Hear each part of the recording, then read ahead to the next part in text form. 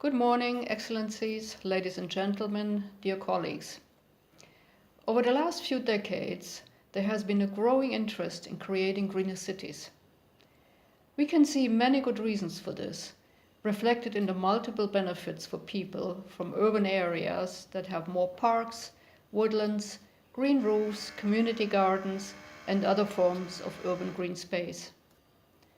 These help to improve our physical and mental well-being, and beneath the surface, this greening of our cities contributes to improved microclimates and greater biodiversity. All of this brings wider benefits for the economy.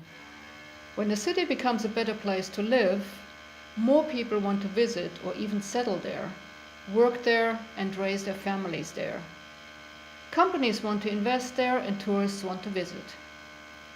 From Beijing to Halifax to Melbourne, and from Philadelphia to Lima to Ljubljana, three cities which are represented here today, municipal leaders have found that by integrating forests and trees into urban planning, their cities become more sustainable, resilient, healthy, and pleasant places to live.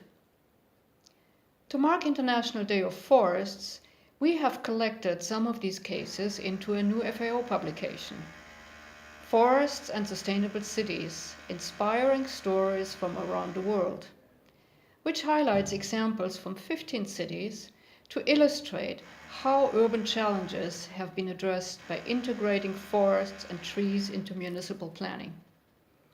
As you will see, the results can be remarkable. In the US city of Philadelphia, for example, local administrations have managed water and watersheds by adopting innovative green approaches. We will hear more about those shortly from Philadelphia's Managing Director, Michael de Bernardines. In another example, the Australian city of Melbourne relied on strong community support for its response to a millennium drought, which caused the death of many trees. The city's urban forest strategy initially emphasized water conservation, drought adaptation, and urban forest renewal. Later, it focused attention on issues related to climate change, natural forms of city cooling, and today encompasses biodiversity, urban ecology, and the connection between people and nature. Or consider China's capital Beijing, which has planted over 54 million trees to restore degraded urban and suburban areas, leading to remarkable improvements in both aesthetics and in the functioning of ecosystems. As a result, forests now cover almost 26% of the city area, an increase of 42%. What many of these stories have in common is a significant interest and investment in management of urban and peri-urban forests. In Phoenix, Arizona, city management, in order to tackle the problem of rising temperatures, is working with the business community, nonprofit organizations, and citizens to bring back trees, shade, and green spaces as a significant component of the urban development process. In 2010, the mayor and Phoenix City Council adopted a tree and shade master plan, which aims to more than double canopy cover from the current 12% of the land area to 25% by 2030. Such examples demonstrate how, in conjunction with economic development improvements to living standards, satisfying the desire of residents to live in a high-quality environment has become an important task for city managers. Meanwhile, stories from Nairobi, Lima, and Niterói demonstrate some of the social benefits that can result from creatively planned and managed urban forests. Nairobi's Karura Forest, an area once troubled by crime, is now a public park managed by the local community, and it is visited by over 16,000 people per month. A new eco-social program in Niterói will hire 400 young people to reforest 100 hectares of degraded land and maintain park facilities around the city.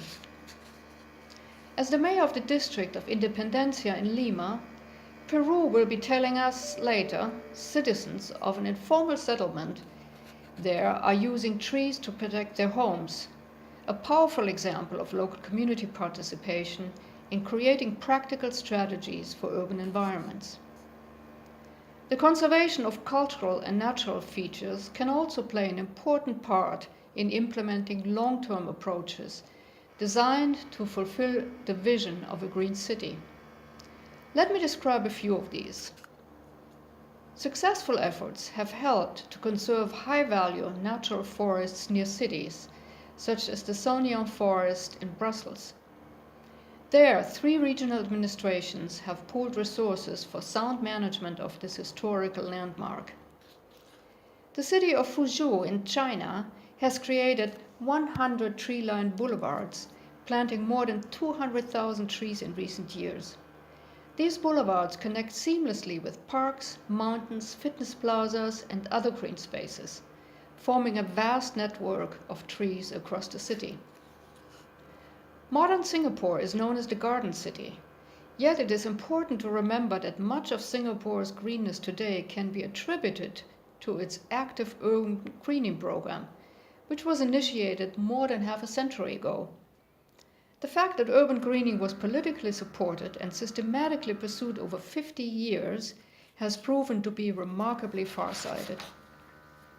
If we turn to Canada's west coast, the municipal government of Vancouver drew up its Greenest City Action Plan in 2011 to realize its aim of becoming the world's greenest city by 2020.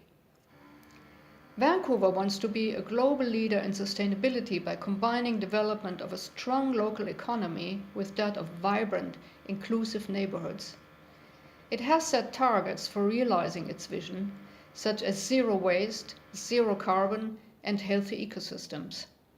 Some 150,000 new public trees will be planted on streets, in parks and golf courses, and on private property by 2020. In Slovenia, the city of Ljubljana is working hard to fulfill its 2025 vision, involving the designation of a large forest area for the benefit of its citizens. Professor Janez Kozelj will tell us more about this shortly. A factor that is common to so many of these stories, and in the strenuous efforts behind their success, is the active and vital participation of the local community in the decision-making process. Halifax, on Canada's east coast, has devised a city-wide urban forest master plan that unifies over 100 neighborhood-level subplans. Spain's Vitoria, one of Europe's greenest cities, is continuing its efforts to increase the connectivity of citizens with the natural environment through a number of public-private partnerships. Of course, the 15 cities that are included in the book are at different stages of investing in their urban and peri-urban forests. Some, like Singapore, have been active for decades and have more results to show, while others, like Fuzhou, have started more recently. The interventions vary from city to city and in response to the specific needs of the citizens. But all of the examples described in this new publication provide useful lessons that we hope will inspire other cities and towns to adopt or adapt for themselves in developing their own green strategies towards more sustainable cities. They're also a strong reminder of how forests and trees have the power to transform cities into greener, healthier, and happier places in which to live. Thank you very much for your attention, and I hope you will enjoy reading the book.